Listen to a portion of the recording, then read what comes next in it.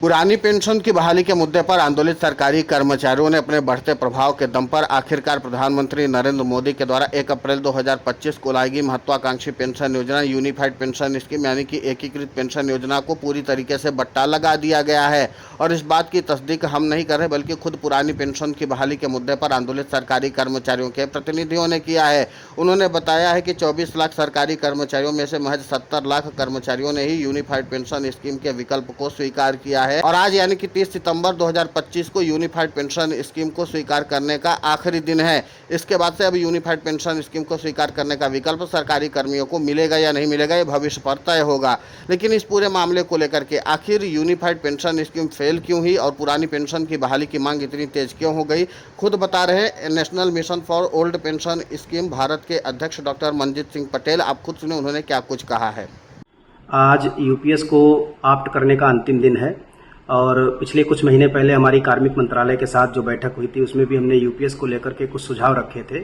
भारत सरकार ने ज़्यादा उन पर गौर नहीं किया। नतीजा ये है कि यूनिफाइड पेंशन स्कीम में अब तक 2 से 3% भी कर्मचारी नहीं गए हैं 32 लाख में से।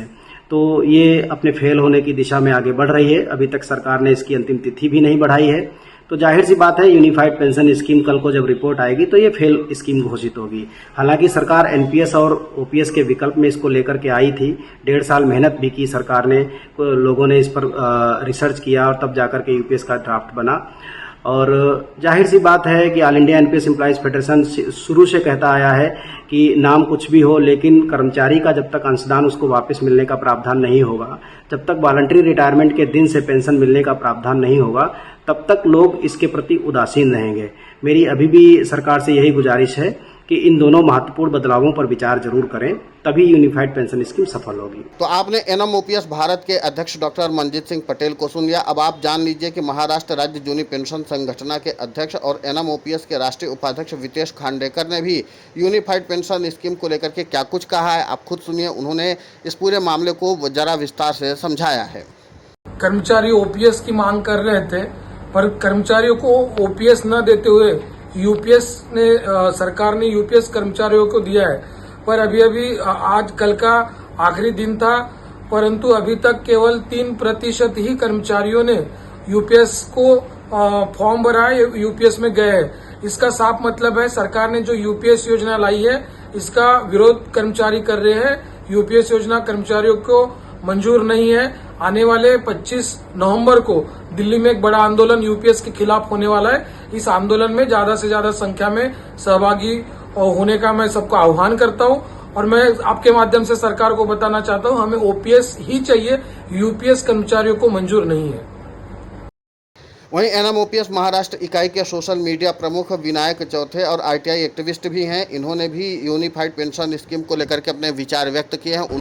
केंद्र सरकार द्वारा लाई गई यूपीएस योजना फेल साबित हो रही है क्योंकि कर्मचारी यूपीएस में जो 50% की जो गारंटी है कर्मचारियों को रास नहीं आ रही है। सरकार ने पहले 30 जून तारीख दी थी।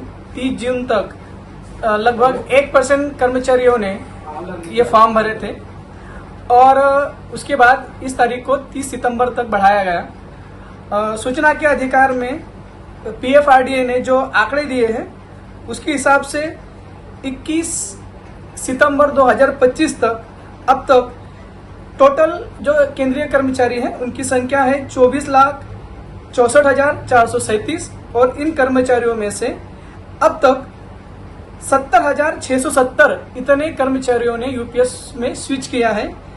तो इसका आप परसेंटेज यदि निकाले तो यह परसेंटेज केवल 3% मात्र है। और सरकार ने मतलब आरटीआई में इसका जो डिपार्टमेंट वाइड डाटा भी दिया है उसके हिसाब से सिविल सेक्टर के 21,000 कर्मचारी यूपीएस में गए हैं, पोस्ट के 9,000 गए हैं, रेलवे के 18,000 गए हैं और डिफेंस के 7,000 गए हैं। कुल मिलाकर यही है चीज कि सरकार द्वारा जो गाजे बाजे के साथ ये योजना लाई गई थी यह टोटली फेल्योर योजना है और कर्मचारी ओपीएस ही चाहते हैं। एनएमओपीएस विजय बंधु जी के नेतृत्व में आने वाले 25 नवंबर को दिल्ली में बड़ा आंदोलन कर रही है। यूपीएस और एनपीएस किसी को मान्य नहीं है। सरकार को ओपीएस लागू करना चाहिए और ये बात तो कुल मिलाकर के हमने आपको एक एक करके लगभग सभी सरकारी कर्मचारियों के जो प्रतिनिधि हैं जो पुरानी पेंशन की बहाली की मांग लगातार कर रहे थे, और उन्होंने कहा था कि अगर सरकारी कर्मचारियों की मांगों को गंभीरता से सरकार ने नहीं लिया तो जाहिर सी बात है कि यूनिफाइड पेंशन स्कीम को फेल होने में ज़्यादा वक्त नहीं लगेगा, और वही स्थिति आकर के सामने खड़ी हो गई। आपको बता दें कि अब यूनिफाइड पेंशन स्कीम को 30 सितंबर 2025 को स्वीकार करने का आखिरी दिन था, और सरकारी कर्मचारियों ने यूनिफाइड पेंशन स्कीम में कोई दिलचस्पी दिखाई नहीं है। अब देखना महत्वपूर्ण होगा कि जिस तरीके से यूनिफाइड पेंशन स्कीम को लेकर के सरकारी कर्मचारियों का विरोध लगातार बढ़ता चला जा रहा है, और इन सब के बीच में केंद्र की मोदी सरकार पुरानी पेंशन की बहाली के मुद्दे पर आंदोलित सरकारी कर्मचारियों की मांगों को लगातार नजरअंदाज कर रही है।